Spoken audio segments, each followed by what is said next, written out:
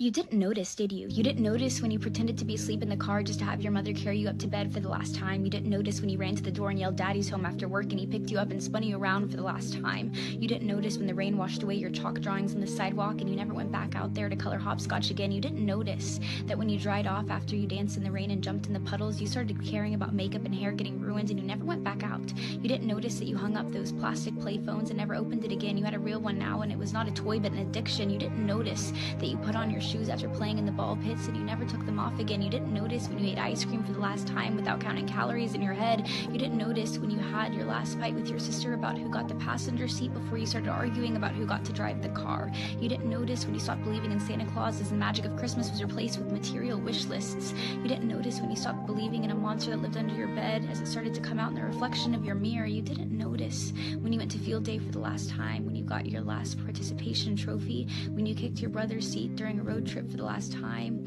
when you had your last play date with your Barbies, when you had your last Disney movie night with your family. You didn't notice that grandparents don't last forever. You didn't notice that your childhood cat wasn't eternal. You didn't notice your parents are growing up too. You didn't notice it, do you?